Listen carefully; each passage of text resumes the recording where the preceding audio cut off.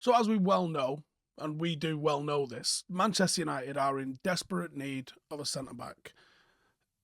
Arguably to the same level that we're in desperate need of upgrading in midfield. Varane seems to be a little bit on the injury-prone side.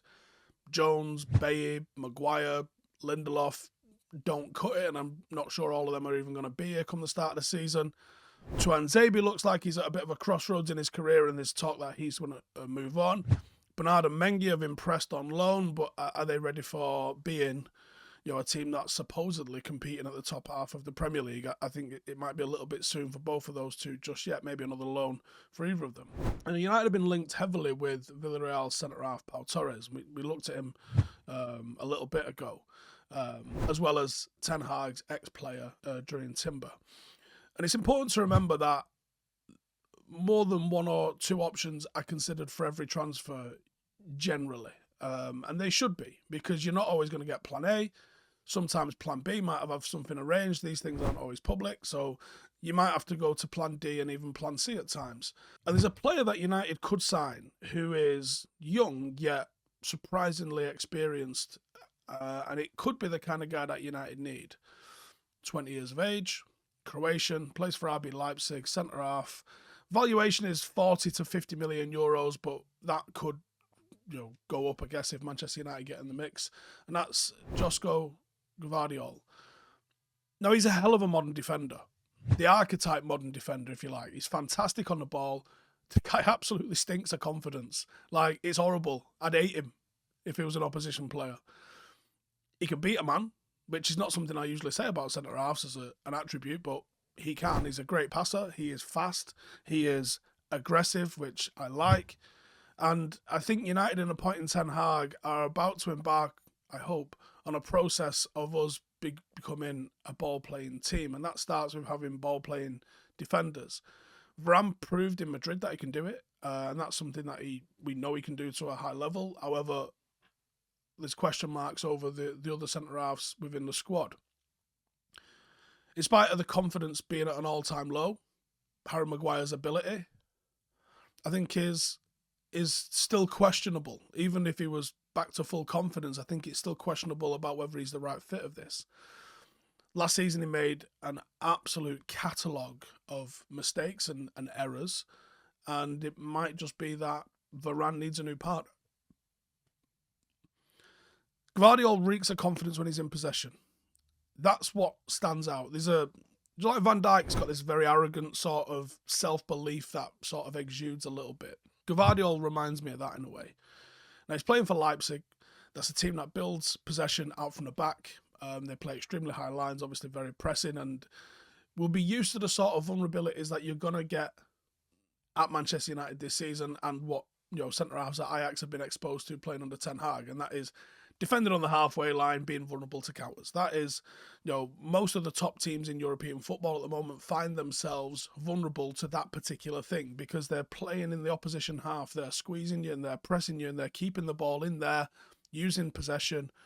But you are going to get a chance, and that is the chance that these teams give you. And you have to have players that are going to be capable dealing with that vulnerability. And Gvardiol, for me, is playing in that system already. And this is why buying a player that's playing in the system makes more sense to me than buying, say, a Pau Torres who plays in a team that actually likes to defend a little bit more as a team. He's in the top 2% of European defenders when it comes to carries into the final third. He averaged 1.87 per 90. He also averages 5.31 progressive passes per 90.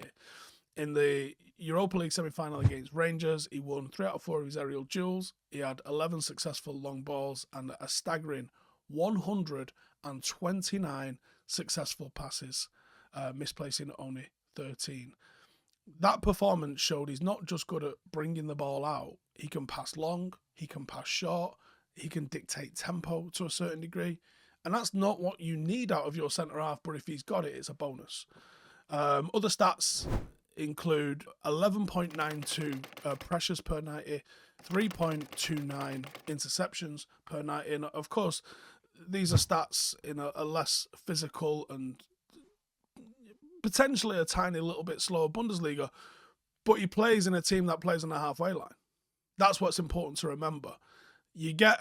I think you get a good defender in teams where they're absolutely run ragged, and most of German football is played in the opposition half, and you see lots of counters like this. I think he could adapt quite well to English football.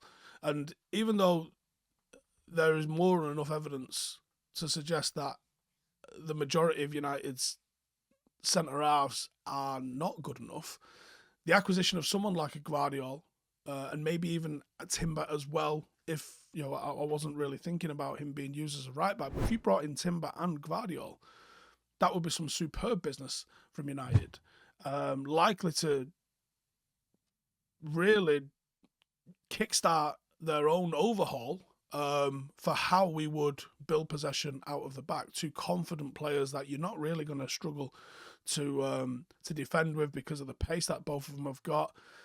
He is contracted in Germany until 2026.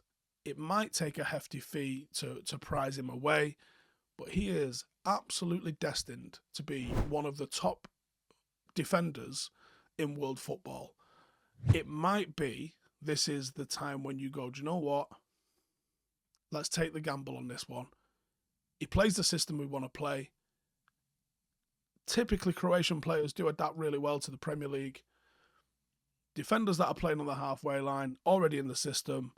He's got all the attributes to be a success. The experience he's got at just 20 years of age. I think he would be an absolute gem for United. Let me know in the comments, do you agree or disagree? Let's see what you're saying. Hey, thank you for watching the video. If you are new around these parts, then don't forget to subscribe. My channel is proudly supported by my community on Patreon. If you'd like to get a little bit of extra content, a Discord group, meetups, five-a-side games, weekly podcasts, behind the scenes, and even an occasional bit of transfer news as and when I get it, then for the price of a pint, you can show your appreciation for the content that we make and get some goodies for doing so as well. Check the link in the description or click the button right here. You'll also find all of my socials here too if you want to follow me on any of those platforms. Nice one.